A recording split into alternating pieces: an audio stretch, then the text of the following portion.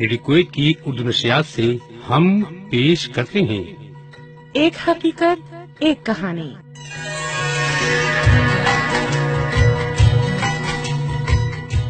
زندگی کے خوبصورت لمحات میں نہ بھولنے والے حادثات، کبھی خوشیوں کی برسات تو کبھی غم کے نہ ختم ہونے والے سیاہ بادل۔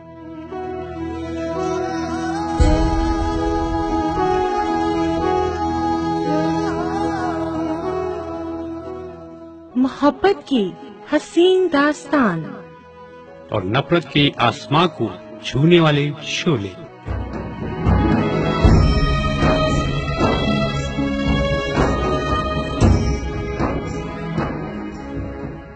ڈرامائی انداز میں پیش کی جانے والی ہماری ایک کوشش۔ صداکار اور ان کے نام فرضی ہیں۔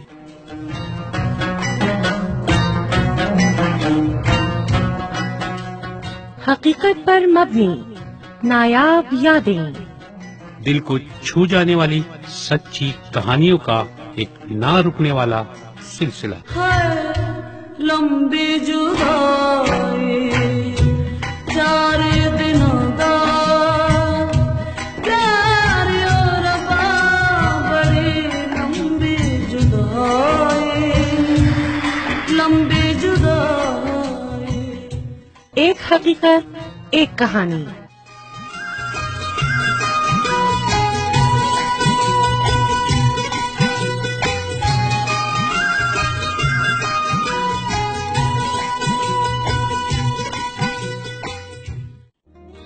سامعین کرام، ہماری آج کی کہانی کا نام ہے ہمارا آشیانہ۔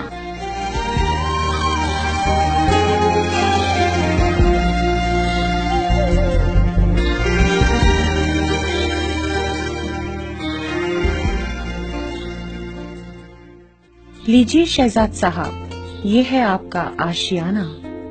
آپ کا بہت بہت شکریہ، مگر یہاں تو کافی سارے بیڈ لگے ہوئے ہیں، کیا میرے ساتھ کچھ اور لوگ بھی ہیں؟ جی ہاں، یہاں ایک ہال میں 8 بیڈ ہیں، مگر بیڈ کے چاروں طرف چادریں لگی ہیں۔ جب آپ کا سونے کا موڈ ہو تو چادروں کو چاروں طرف سے بند کر لیجیے گا اور پرسکون نیند سوئیے گا۔ ایک بات کی وضاحت اور بھی کرتی چلیں تو بڑی مہربانی ہوگی کہ کیا یہ خواتین بھی میرے ساتھ رہیں گی؟ نہیں شہزاد صاحب، ان کا سونے کا ہال تو الگ ہے، مگر یہاں سب ساتھ رہتے ہیں۔ اور آپ کے پاس کوئی قیمتی سامان ہو تو مجھے دے دیجیے، آپ کی امانت میرے پاس محفوظ رہے گی۔ جی نہیں، کوئی قیمتی چیز نہیں ہے، بس کچھ پیسے ہیں جو میرا بیٹا مجھے دے کر گیا ہے۔ زیادہ ہے تو رکھ دیتی ہوں، کہیں کھو جائیں تو پھر ہم ذمہ دار نہیں ہوں گے۔ نہیں، بس 5000 ہیں اور ہفتہ 10 دن تو یہاں مجھے رہنا ہے، میرے لیے کافی ہوں گے۔ ارے جناب، یہ آپ کا خیال ہے کہ ہفتہ 10 دن میں آپ چلے جائیں گے؟ یہ آشیانہ ہے جناب، یہاں سب یہی کہتے ہوئے آتے ہیں کہ جل جاؤں گا، مگر کوئی ان کو لینے نہیں آتا، کوئی بھی نہیں آتا۔ محترمہ، کیا نام بتایا تھا آپ نے مسز روبی؟ ایسی باتیں نہ کریں تو زیادہ بہتر ہے، اور اگر کچھ کھانے کا انتظام ہو جائے تو آپ کا بہت بہت شکریہ، اور مجھے یہ ضرور بتائیے گا کہ ان کے پیسے کتنے دینے ہیں۔ شہزاد صاحب، کھانے کا وقت مقرر ہے، ذرا صبر کریں، سب ساتھ کھانا کھائیں گے، اور یہاں کوئی پیسے سے نہیں ملتا، سب مفت ہے۔ مختلف تہوار پر کپڑے بھی دیے جاتے ہیں۔ آپ کیا کہنا چاہتی ہیں محترمہ؟ میرا تعلق ایک بڑے معتبر خاندان سے ہے، اور ہم کسی کے دیے ہوئے کپڑے یا کھانا نہیں کھاتے ہیں۔ وہ تو بیٹے کی ضد تھی کہ چند دنوں کے لیے گھر خالی کر کے اس کی مرمت وغیرہ کروانی تھی، اس لیے میں یہاں آ گیا، ورنہ میں گھر میں اکیلا بھی خوش تھا۔ بھول جائیں جناب، اب کوئی لینے نہیں آئے گا آپ کو۔ میں آپ کا دل نہیں توڑنا چاہتی، مگر سچائی ضرور بتاؤں گی کہ ایسا یہاں आशियाने में सिर्फ 2 बार हुआ है कि कोई अपने बुजुर्गों को यहाँ छोड़ने के बाद लेने आया हो, क्योंकि जाने के बाद सब भूल जाते हैं।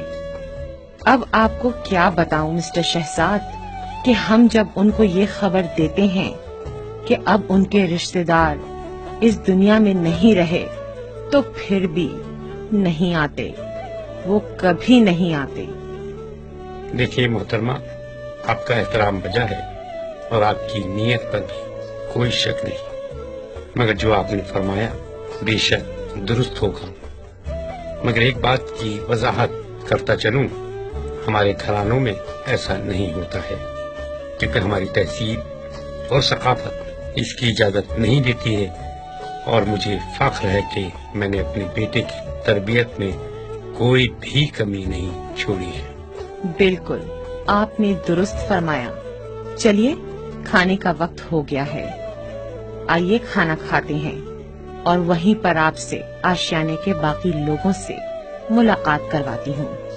मगर एक बात की वजाहत मैं भी करती चलूं कि मेरे अम्मी और अब्बू ने ये आशियाना आप जैसे ही आला खानदान के लोगों के लिए ही बनाया है, और यहाँ पर आपकी इज्जत और एहतराम में कोई कमी नहीं छोड़ी जाती है। तो फिर ये भी बता दीजिए कि आप लोगों ने ऐसा क्यों किया है?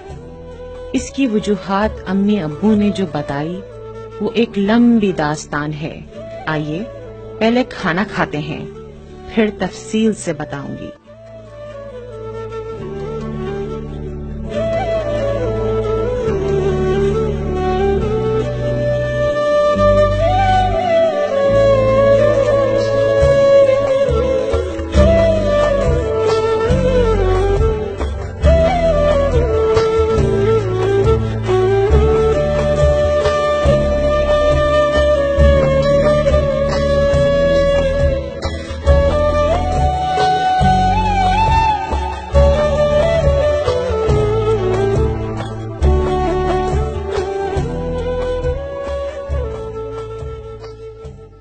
अस्सलाम वालेकुम, आप लोग कैसे हैं? वालेकुम अस्सलाम। जी हाँ, मैं बिल्कुल ठीक हूँ। मिसेस रूबी, इनसे हमारा तारुफ तो कराइए।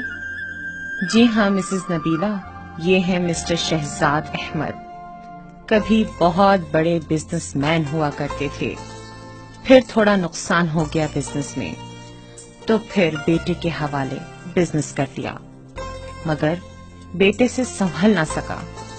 आखिर सारा बिजनेस खत्म हो गया। बेटा अपनी फैमिली के साथ कुवैत चला गया। बहुत बड़ा सा बंगला है जिसमें अकेले रहते थे।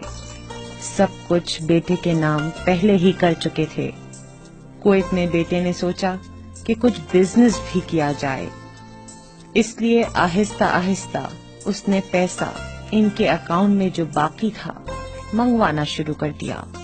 आखिर ज्यादा जरूरत पड़ी तो जिस बंगले में ये रहते थे उसको भी बेच दिया और इनको यहाँ आशियाने में छोड़कर चला गया। मिसेस रूबी, आप थोड़ी सी ज्यादती कर रही हैं। आपने मेरे बारे में जो ये आखिर में कहानी सुनाई है बिल्कुल भी दुरुस्त नहीं है। मैं इसमें थोड़ी सी तस्हीह करता चलूं कि मेरा बेटा एक और बड़ा घर लेना चाहता है, इसलिए उसने मेरे बंगले को बेचा है, क्योंकि वो बहू और बच्चों को भी मेरे साथ रखना चाहता है। जब नए घर की तरतीब ठीक हो जाएगी और बहू और बच्चे आ जाएंगे तो मैं भी यहाँ से चला जाऊंगा।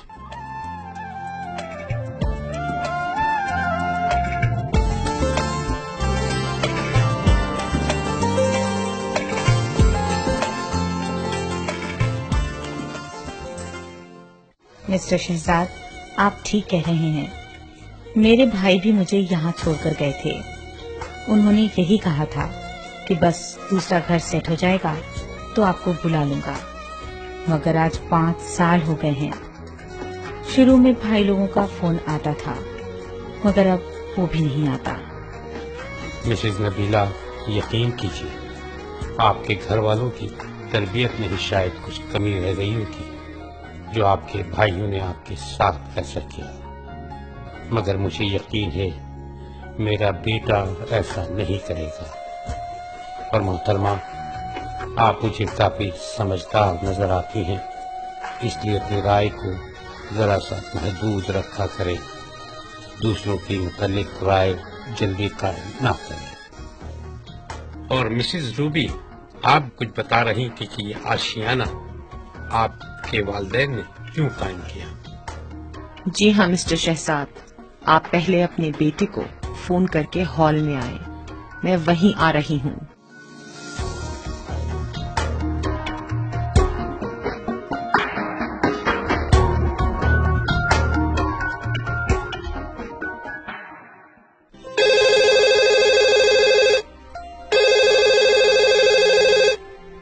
ہلو نبیل بیٹا، کیا حال چال ہے، کیسے ہو؟ السلام علیکم بابا۔ وعلیکم السلام بیٹا، کیا حال چال ہے، کیسے ہو؟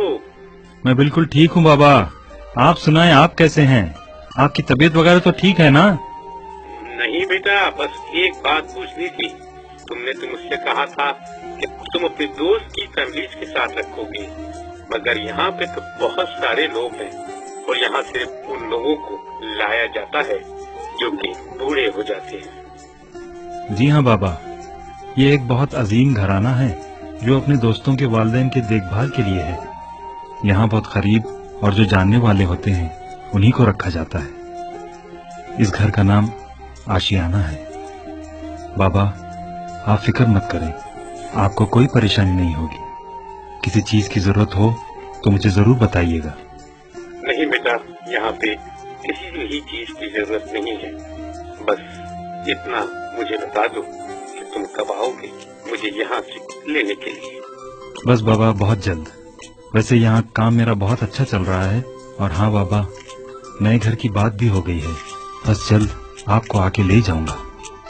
بابا، میری مجبوری کو سمجھنے کی کوشش کریں، میں آپ کو کسی بھی رشتے دار کے پاس نہیں چھوڑ سکتا تھا، کیونکہ میں نہیں چاہتا کہ آپ کسی پر بھی بوجھ بنے، یا پھر یوں کہہ لیں کہ مجھے کسی بھی رشتے دار پر بالکل بھروسہ نہیں تھا۔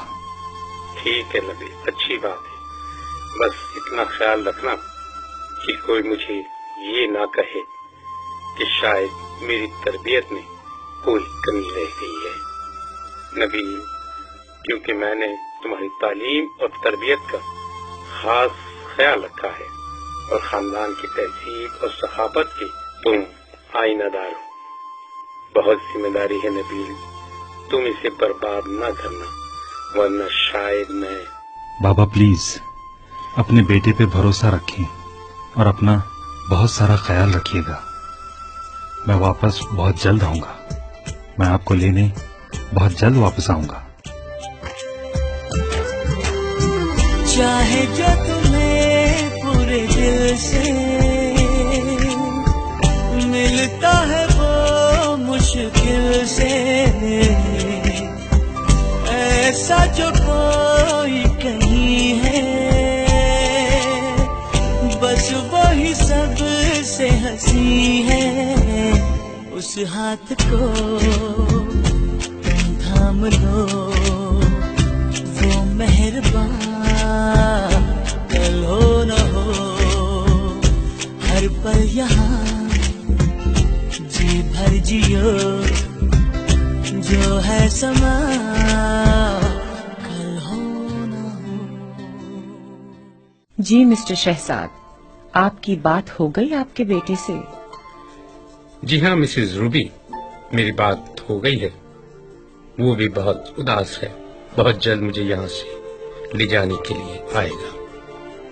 بس چند دن اور آپ لوگوں کے ساتھ میں گزار پاؤں گا، پھر میں چلا جاؤں گا۔ پھر تو اچھی بات ہے، مگر جانے کے بعد ہم کو بھول نہ جائیے گا۔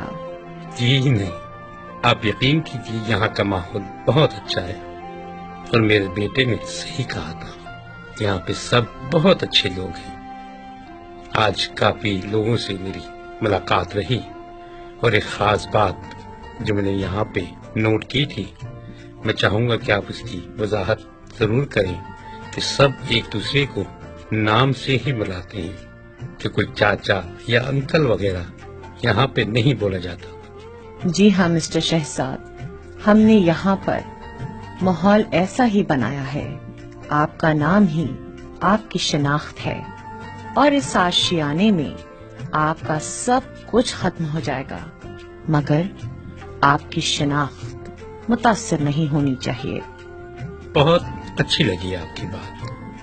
और हाँ, वो आशियाने का मकसद आपने नहीं बताया।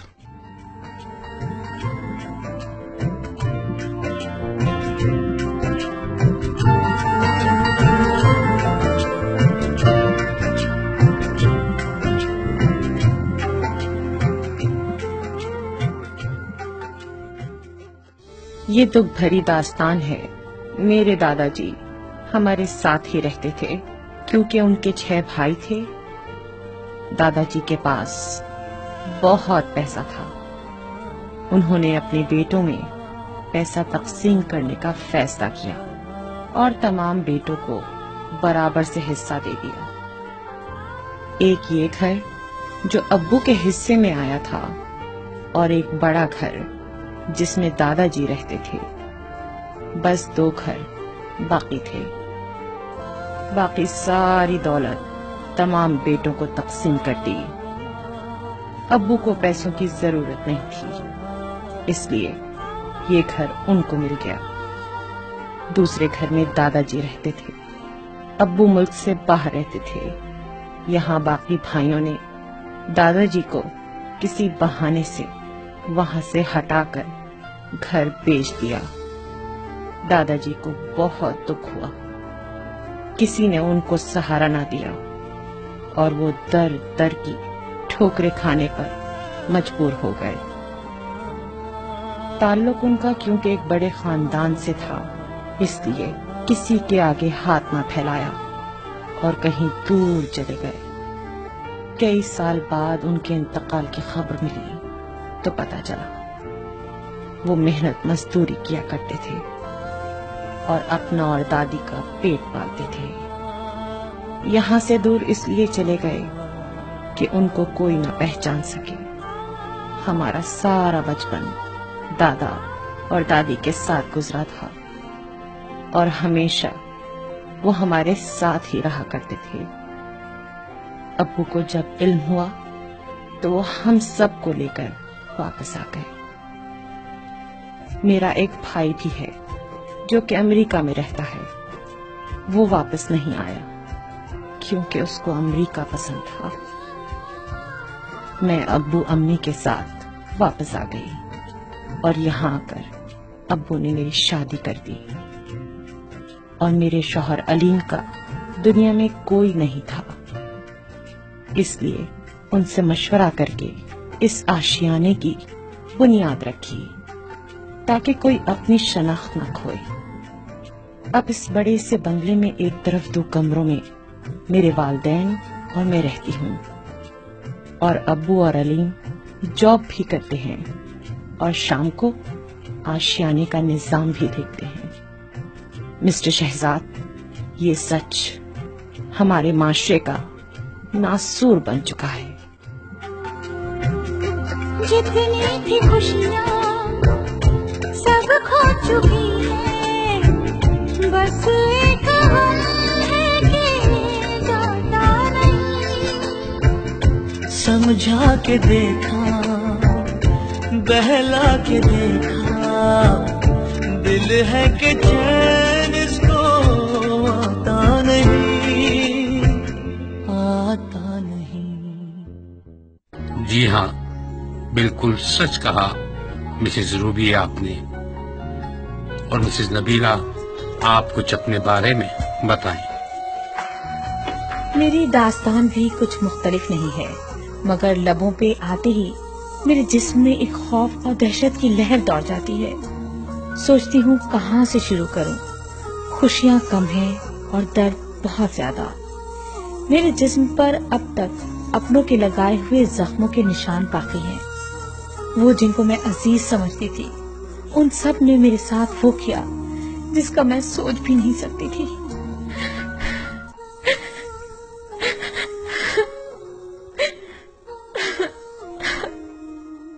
मिसेज रूबी थोड़ा सा पानी लेकर आए। प्लीज मिसेज नबीला अपने आप पर काबू पाएं और चुप हो जाएं। आज आप सब बता दें। सुना है दिल का बोझ हल्का करने से बहुत सुकून मिलता है।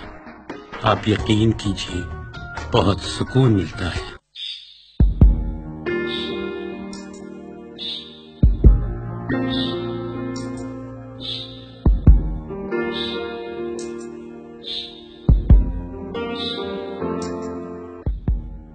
मेरी दास्तान उस वक्त शुरू होती है जब मैं सिर्फ 10 साल की थी और फिर एक दिन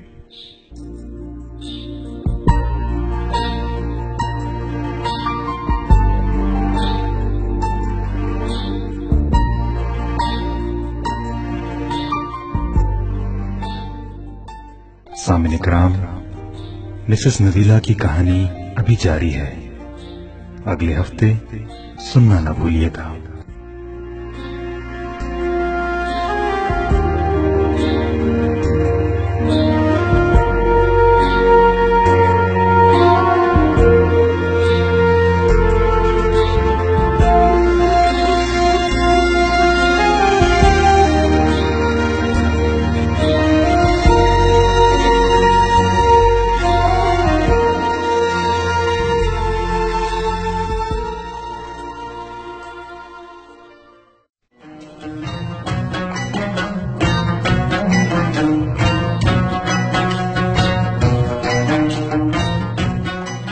ड्रामाई अंदाज में पेश की जाने वाली सच्ची कहानियों का ना रुकने वाला सिलसिला, एक हकीकत एक कहानी।